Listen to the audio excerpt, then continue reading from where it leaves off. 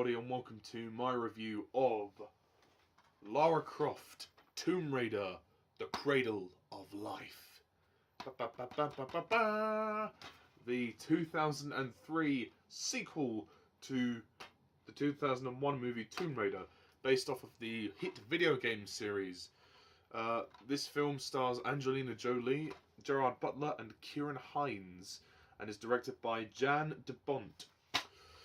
So, The Cradle of Life. Well, the plot of this movie is in a kind of similar fashion to the first one. Lara Croft, this time, is going up against this man called Jonathan Rice, played by Ciaran Hinds, in search of the Pandora's box. And she recruits a former Marine turned mercenary called Terry to assist her in this, and that's it really. That's essentially the plot of Lara Croft, Tomb Raider, The Cradle of Life. So, The Cradle of Life, yeah. I think straight away this is an improvement. This is way better than the first one. Oh yes. In my opinion, it's way better. The first one, it's certainly an entertaining time, but for me as a movie, that's not comfortable. For me as a movie, it just didn't really grab me. I mean, other than the fact that it had Daniel Craig in it, which was kind of the big reason for me to watch it. But The Cradle of Life is better. It is better. That being said, it is very similar. The story is pretty much the same. There's not much difference. I mean, these movies aren't really made to be proper films, if you know what I mean. They are video game movies, and you get a video game movie. It's the story is very basic. It's kind of convoluted in places. It's just meant to be a fun time, and the movie knows that. There's a sense of self-awareness about it, but at least this time they actually attempt to make a better film. Jan de Bont's direction is slightly better than Simon West's, and I really think that this film is a little bit better. Regarding the cast, Angelina Jolie once again plays Lara Croft for her second and final time. I think after this, whether they were planning to do a third one, I don't know, but obviously it never happened. So this is her last performance as Lara Croft, and I think she's good. I think she's good. She's very good in this part. I think her performance is slightly better in this film because she has quite a lot more of an emotional range to show in this story. Although in the first one she did have the scene with her father, and also here he was her real life father. Her relationship with Terry is kind of the main heart of the movie. Her romance with Terry, I guess.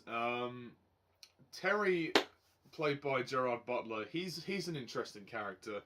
How he's had history with Lara Croft, and how he's this mercenary. And I'll say this, their relationship is very good, and obviously very testing at points for her, because in the end, there's kind of this whole thing about their love story, like whether she really does love him, or whether she's just, obviously she needs it for the mission, but how much she actually does love him. And because Lara Croft doesn't appear to be a character who shows very much emotion, so it's nice to see that we're showing more of an emotional side to her. And the ending of this film is very well done. It's very moving. It's very sad. Spoiler alert: when she has to kill Terry because of what he wants to do, because he wants to take the box and use that as his reward, as such reward for keeping the box away from Rice. That's very sad. I think Gerard Butler's good in this movie. He has a lot of good moments, and the two of them work well together on screen as a duo. They've got great chemistry. They're both great in the action sequences, and there's some good relationship drama with them. The movie attempts to be dramatic with their relationship, at least, So that's something. You know, they have some moments where they talk to each other. They, you know, about their relationship, which is nice. You know, that's nice for a movie fan. You know, for someone who's a film person, that you need that. I mean, regarding the villain, Rice, played by Ciaran Hinds. Ciaran Hinds is an actor who I like very much. He's perfectly serviceable in this film. I think he's a better villain than Powell in the first movie, and his performance is pretty decent. But the character really isn't much. There's not really much to him. They've kind of just written him there, and because they need a villain, and I do think that he meets his end anticlimactically. I think is the best way to describe Rice's end to this movie, or his death, I'll say. But he's pretty good, and he proves to be a worthy adversary for Lara, which is cool. He's fine. That's really it for the main cast. I mean, there's a few others. Noah Taylor returns as Bryce. Who is he? The other guy. Chris Barrie as Hillary. He's also good in the movie. Djimon Hounsou plays Kosa, the Lara's African friend. He's alright. He's fine. Yeah, I mean, yeah, and that's it. There's not many main other players in the cast. The rest of them are all fine. I think this movie has much more of a sort of a adventurous feel to it. The first one was kind of very outlandish in what it was trying to do. It even had the robots, like the training robots, which was interesting. I feel like this is more adventure because we get to go to more locales in this movie, which is great. So it feels kind of like a Indiana Jones meets James Bond. There's a kind of a travelogue aspect of the Cradle of Life, which I really like. I mean, it's not a perfect movie. At the same time, this is not a perfect film by any stretch of the imagination. It is still rather convoluted in the terms of the plot. It does rely heavily on its action sequences to carry it forward, which isn't the best thing to do. But, I mean, it is a video game movie, so, you know, you can't really expect much, to be honest. Yeah, and I just don't think the storytelling is particularly brilliant. I mean, it's hard to be distinctive, obviously, when you have such franchises that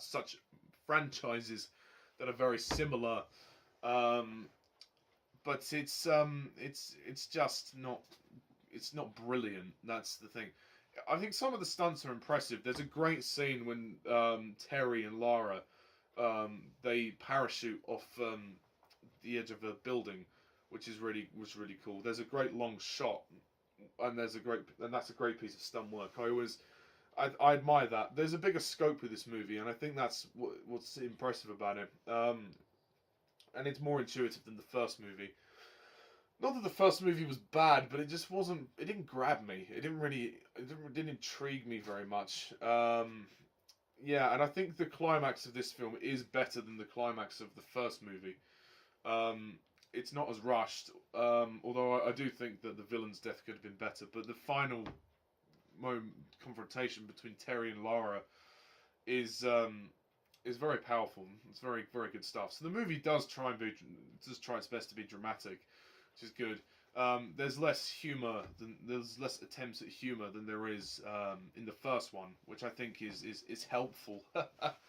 I do have to say though, the CGI is still not improved.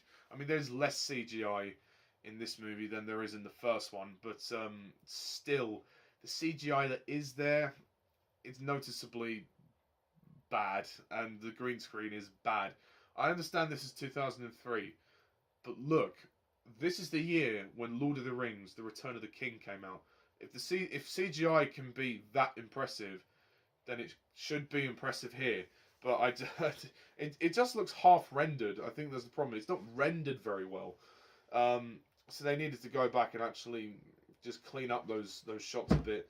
I think that the movie is well paced. It moves at a pretty good pace. It does take its time to slow down at points, but it's fun, it's entertaining, it's breezy. It's not anything special, but it's something to sink your teeth into for 2 hours. And I think the music score is good by Alan Silvestri.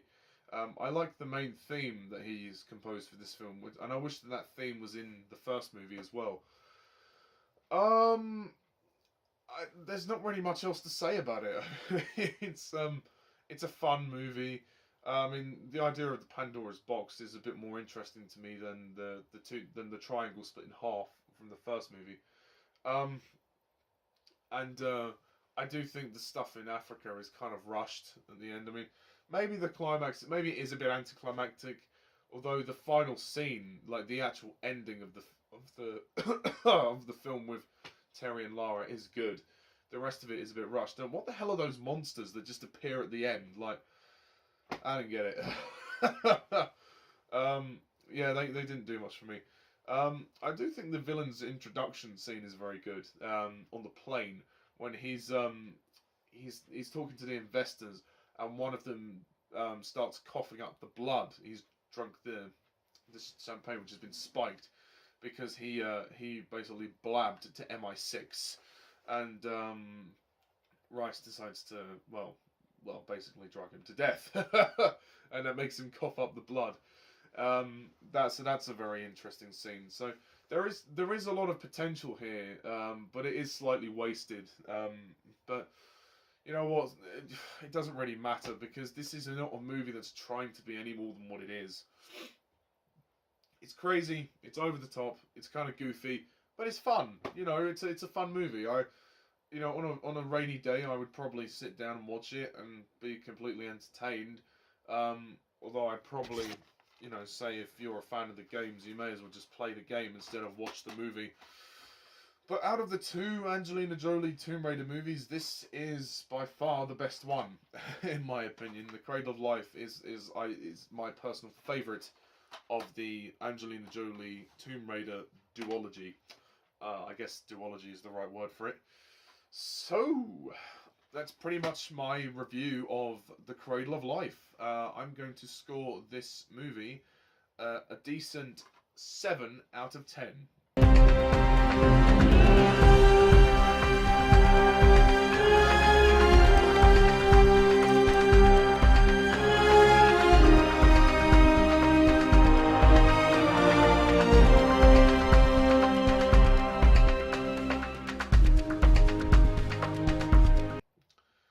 Because, you know what, it did actually try.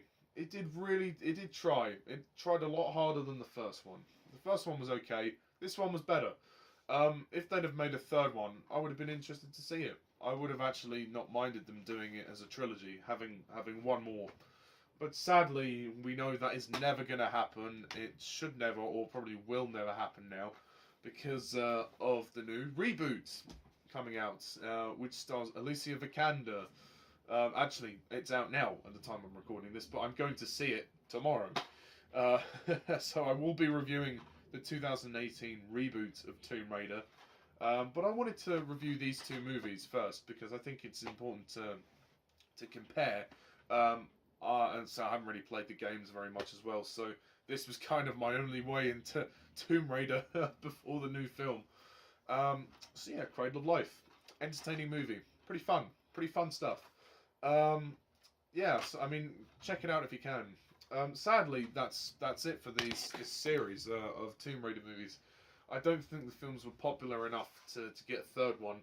I'm surprised they even got a second one, really. But I think they're entertaining, and I think females should. I think if you're a female, do check them out too, because it's nice to see women take on action roles as well. And in this day and age where the world has to be more progressive, it's definitely something to behold. And I think that Angelina Jolie and Alicia Vikander and other females who play these big roles deserve this kind of stuff, this kind of way into the limelight. So yeah, that's pretty much it, folks. That's my review of Lara Croft Tomb Raider: The Cradle of Life. Stay tuned for my review of the 2018 reboot to Tomb Raider. And until then, thank you guys all for watching. And as always, I'm Mr. TARDIS11. See ya.